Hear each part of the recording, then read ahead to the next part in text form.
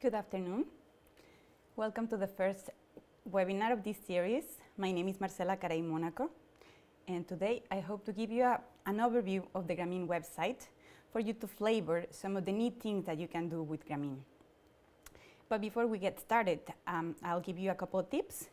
On your screen, you'll be able to make it full screen, which will help visualizing some of the things that I will be showing you by pressing on the 4 arrows on the top right corner. Also, if you are having a hard time hearing me, you can lower the quality of the video by going to the top left corner of the video. If you mouse over it, you need to click on the high quality icon setting and select the lowest one. The third thing is I won't be able to hear you, but I will be able to read any questions you may have if you type them on the lower window where it says chat. And with this, we can get moving. So let's get started. To get to the Gramene website, you go to gramene.org, and it will bring you to the homepage. So Gramene has two basic sections, one focused on the genomes and the second on pathways. So for genomes, we currently have, well, for both of these, you have a simple search where you can access, it's the entry point for any of these sections. We have a help desk that is shared for both, and also in the FTP site, we put the data that is common to these. For genomes, we have a genome browser, which is what I will be focusing more on today. We also have tools like the BLAST for sequence alignment, and Biomark, which is a tool that allows you to do customized queries. For pathways, we have two platforms. One is the pathway tool, base one, Bioseq, and Plant Reactome. And these will be discussed into a lot more detail in upcoming webinars. In summary, for the genomes, we will see that in Gramene, we currently host 39 different plant genomes, including monocots, dicots, green algae, red algae, lower plants, and amborellas. Pathways, we have the two platforms that I indicated. Although the Bioseq ones are going to be being migrated to the iPlant platform, we will continue to host Plant Reactome, and this is constituted for actively curated pathways currently in rice and upcoming Arabidopsis, and also projected into 17 species of those 39 that we currently host. In the archives for what constitutes legacy databases, we continue to host some of the QTL data sets that provided by the community to us, marker databases, including microsatellites and others, proteins and ontology, and comparative maps. So again, if you're back on our homepage, you'll be able to access any of our tools in different ways. For example, for genomes, which is going to be the main focus of today's demo, you can access these by clicking on any of these, either the icons or the word, genomes, genome browser, genomes. When you do this, you come to the genomes homepage, where you'll be able to access all of our genome data. So you do this. The easiest entry points for genome data is the search. So on the homepage, you'll see this search box on the top right corner. On the homepage for genomes, you'll see this with the option of specifying what the species that you wanna search in. You can have access directly into a tools web page. You can try this on a mobile device, or you can go to any of the species in Gramene and click and enter your term there. So all of these interfaces have the search box in common. So let's begin with an example. A very easy one is kinase. If you simply use the word, you'll find over 55,000 results in Gramene. What these our tool makes things a little easier for you by providing categories, categorizing the results.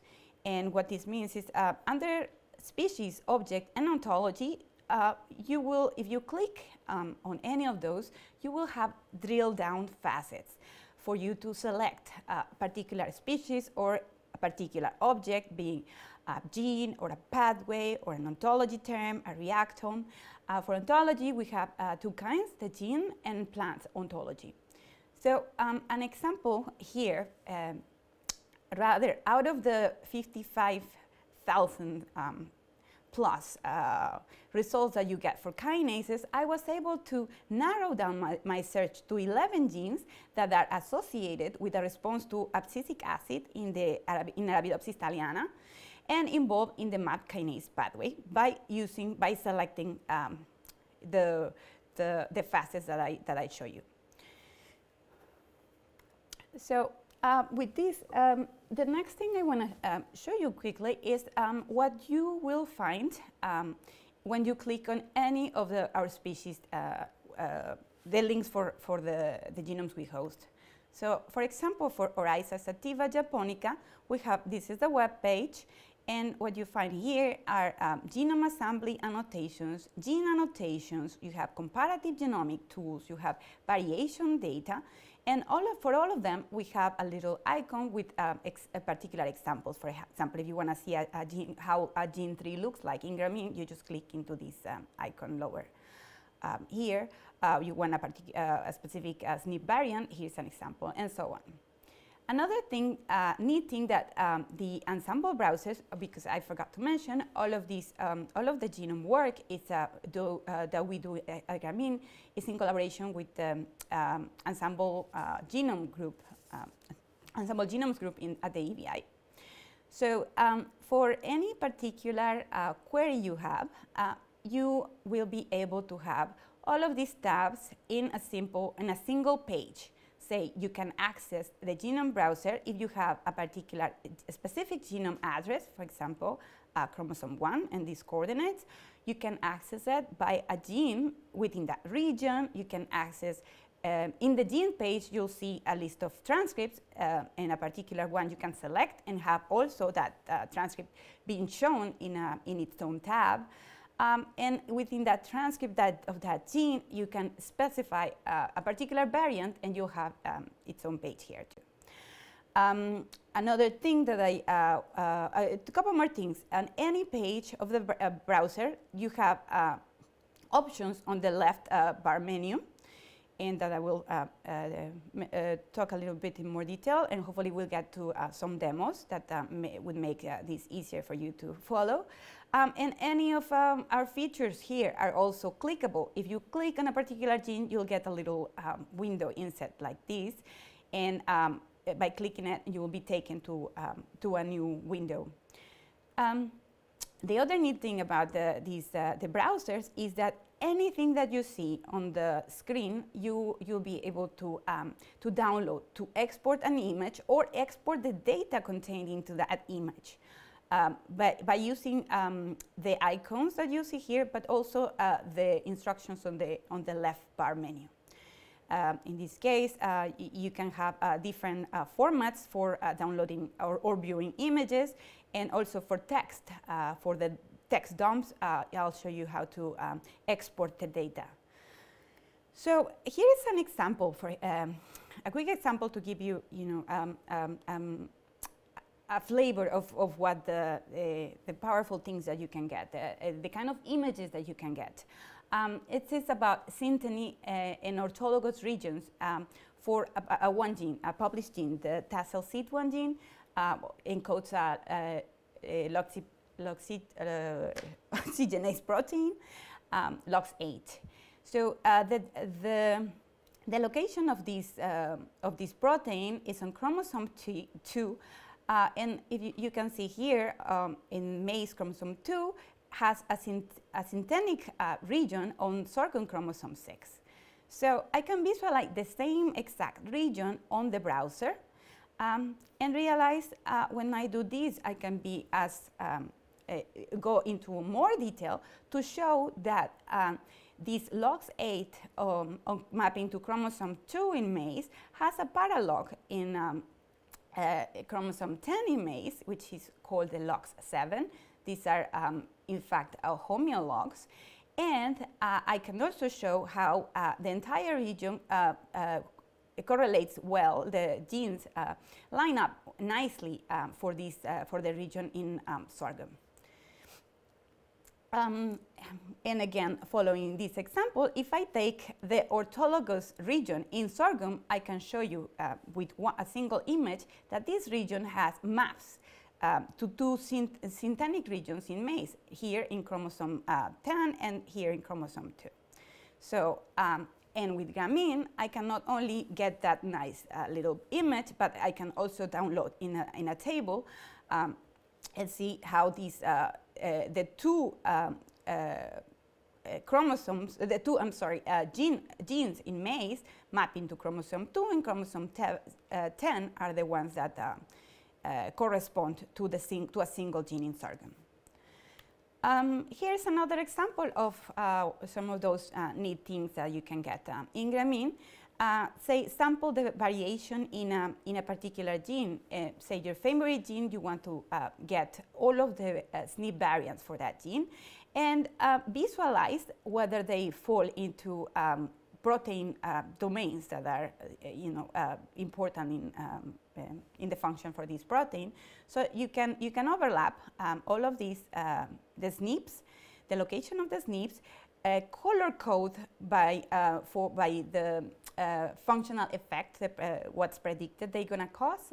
They can truncate a protein, or they can change an amino acid, and so on, or they map to introns, like shown here, and relative to the website, to the protein domains.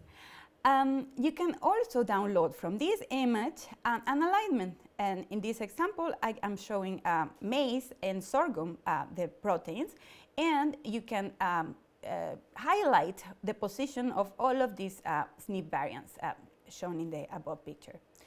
In addition, you can get, for any particular variant, population genetics data, including allele and genotype frequencies in the population, as well as individual genotypes for a number of lines available that have been available to us, made available.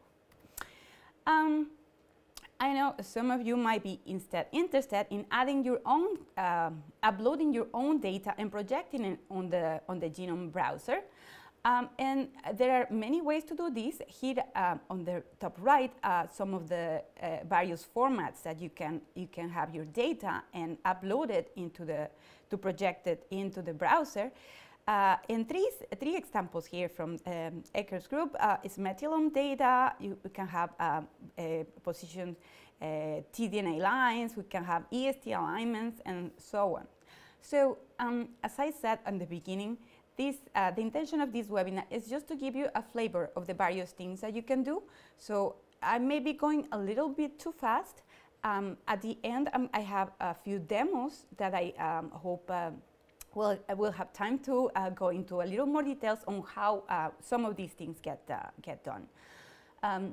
But for now, just bear with me. This is only a little, just to give you a flavor of those of the capabilities of the tools. Again, for analyzing your own data, you have other tools. These were provided by the Ensembl group. And you can convert lift coordinates from a previous reference assembly to a more current one, or the opposite. You can predict the effect of genetic variants. You can get reports for particular regions, and we also have some tools to evaluate genetic diversity data in our archives. The other tool, the last two tools that I'm going to mention for genome analysis are the Gramene MART and BLAST. Gramene MART is a customized, it allows you to make customized dumps of data from the Gramene databases. Think of this as a supermarket little cart. So you specify what you want and we provide it in the way you want it. For example, you can get, here's a use case. Find me all the transcription factors that have stop-gained alleles in maize. So when I do that, I can select filters in the MART and specify that I want a stop introduced from the variants. And I can include in my output interprodomains, Go terms, variation effect predictions, orthologs, paralogs, name it. So it is a very, very powerful tool. BLAST, you are more certainly familiar with this tool. This is for to align your own sequences to any of the 39 reference genomes that we currently host. Switching gears, just show you a quick snap of what you can expect to see from the pathway bioseq databases that we have. In this case, if a pathway has been backed with experimental evidence from manual curation, you'll see an icon like this. If there is like literature evidence for it, you have an icon like that, like the little book. And you can also do here a species comparison. The only thing, the only warning that I want to make is that these databases are not going to be much longer served from the Gramene website and will be through the iPlant platform instead. The one pathway platform that we will continue to maintain and promote and it's the plant reactome. So in this database, we currently have about 200 curated rice pathways. We will be releasing Arabidopsis pathways in the near future, and using the orthology predictions that we have for genomes, we were able to make pathway predictions for 17 of those species hosted in Gramene. All right, so I think we got to the overview of the Gramene website, and what I would like to do now is have you make your choice, make a vote for any of the following demos that I prepared for this session. So I invite you to write on your chat window if you have a preference to go for any of those 6. Each video may be between 1 and 3 minutes. So unfortunately, we won't have time to go through all of them. So that's why I'm inviting you to vote to give us help us decide which one should go for.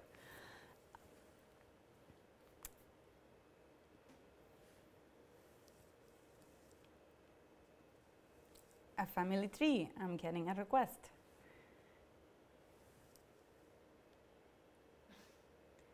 Oh, one more for family tree. Number 3, the genes in a family region. Number 3.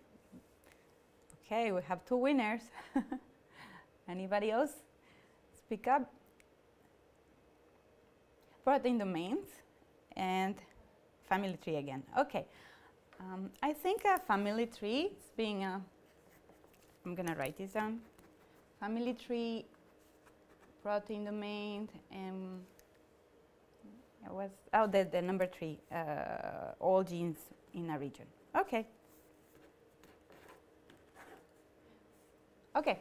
Let's. I'm going to get started with all genes in a region, just because that's the first one that I have, and I'm going to continue with the family tree. Well, protein domains and family tree. Let's get started with those and see where we get. if any of you need to leave early, these are ways for you to reach us. If you have any questions at this point. And we will also be making this video available through the Gramene YouTube channel. Okay, so for all of the demos, I chose a published example, a gene called TASLC1, which, as I mentioned before, encodes lipoxygenase that is important in sex determination.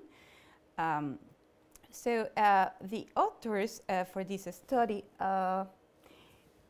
used some of the tools, the precise tools that we offer in Gramene, comparative genomics, to succeed in positionally clone and characterize this gene. And I'll show you, you will see how.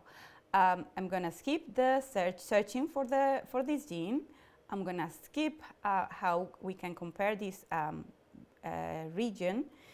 I'm going to skip how you can identify syntenic regions, and I'm going to start with this with little demo, how you can get a text dump of an entire region around the locus. So let's get this. Okay, so I'm here. We're looking at. We're going to use this export data option on the left side for the region that we want. And the options here, you have FASTA, you have GFF trees, you have various, you have tab delimited format, and you can basically select the format you want. You can add flanking regions. You can have here. It's basically custom, so you can browse and you'll see different options for each one.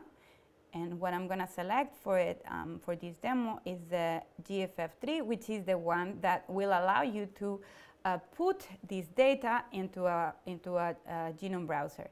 So so all of the data that was included in that region is right here, basically. So each one of those, the genes that you saw on the window, which actually, the way I got to that window, I think it would have been neat that I show you. So the first thing, so just I'm gonna back up a little bit. The first thing, so from this right here. So to get to this window, you can see in the middle, I have the TS1 domain, okay? And to get to a 500 kilobase window, I use this zoom in and out bar, and I went to the extreme end, to the right end, and that is the maximum that I can see in this window now is 500 kilobases.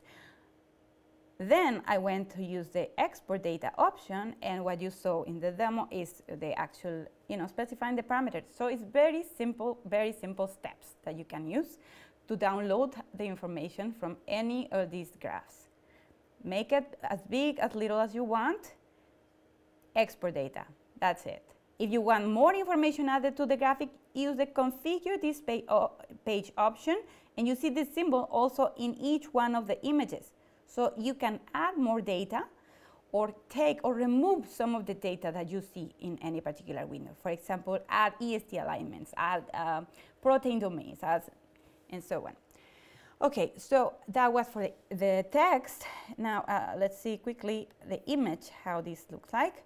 So here, what I showed you before, you click on the configure this image, and here are the options. You can remove, you can select one, I can set it to off. I don't want to see EST clusters from Arabidopsis, for example, because it's redundant with already the dicots.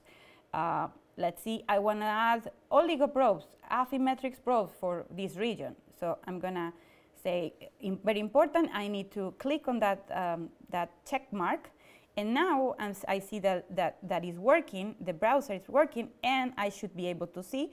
So my ESTs were removed for Arabidopsis, and I see here the Affymetric oligos being added. So it's right there. So that's basically how you can customize configure the image. You can also share this image, you can resize it, and finally you export this image, clicking on the icon, the little figure. And that's, well, it's just going to take a little longer. I think I didn't include it because it's included in one of the previous videos. Okay, unless you have any questions about this, downloading information either as a text or as an image, I'm going to proceed to show you how you can determine protein domains for a given locus. Okay, so let's get started. Okay, so I'm here in the genome page. Again, this is the TS1 genome lox 8. I'm going to go to the, I see that there is no protein data because I need to be on a transcript. A specific transcript is what is going to encode the actual peptide. So did you see that it was created, a transcript tab? And now I can see protein as summary and domains and features options on the left menu. So I clicked on protein summary, and I see now that all of my the prediction programs for peptides are showing me that this is a lipoxygenase indeed. So when I click now domains and features, what I get is a table where again this is a more it gives me a lot more detail. And what I'm going to do with this is I wanna select focus in one of these domains, the one that that characterizes the lipoxygenase, and I want to be able to display all of the genes in the maize genome that have this domain. So I can see in this karyotype view here in red the one gene that I'm interested in, and the position for all of the other genes containing this particular domain in the maize genome. And here in the list, I can also download this table by clicking on the little Excel icon on the top right. As well, the figure up here is also downloadable. So that's basically how you can get the protein structure in both an image and a text dump. So if there's no questions, I am going to proceed to the last demo. We have last few minutes, and this is going to be to create a family tree for, in this case, lipoxygenases. That is the functional domain of my tassel seed 1 gene. So let's get started. Okay, so here again under the gene tab I have this option, gene tree image, which is the one that is going to create a collapsed gene tree. My gene of interest is going to be shown in red. You can see the legend is here, and it turns out that it has a duplication, the one that I show you in some of my examples. But I see that this is collapsed. I could either expand the whole tree and make it a really, really large tree, or I can simply click on one of the nodes, speciation nodes, and look at a smaller section. See, some of these are collapsed, and I can expand it one by one, or I can expand it all. So now let's, I want to see what interpro and what Go annotations I have for lipoxygenase. So I can use this little filter box to list them. And I have one Go term, and I have a bunch of interpro domains. So I see that most of the genes contained here were included the Go. Let me try to see if I can stop right here. So right here at the bottom, you can see that the Go term that was selected for lipoxygenase function, it's highlighted. It's shown in that bright green, and most of the genes that you see in the gene tree are highlighted, except for this those in the middle, oops, I lost my image, apologize. It's right here. Okay, here. So those in the middle there are, they haven't been annotated. They have been recently sequenced. So that's why there are no gene ontology annotations yet for them. But well, so these will be coming up. And if instead I want to select the lipoxygenase domain for the interpro, I can see that it's been already it's present in all of the proteins, and I use that little icon that I showed before that looks like a little view, like a little mountain view to download my image. And in this case, I selected viewing it. I can download, or I can just view it in a different window. Here. I don't know if you saw it. It created a new tab for these to show up. Okay, so we're about the end of our today's demo session. And I want to thank you all for bearing with us today. If you have any questions, I'm happy to answer. And we do welcome suggestions for any topics that you want us to discuss. What else? Yeah.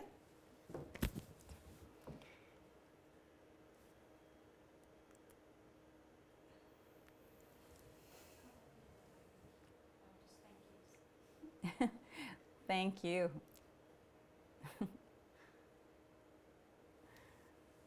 Okay, many thank yous. Thank you for listening. Thank you for joining.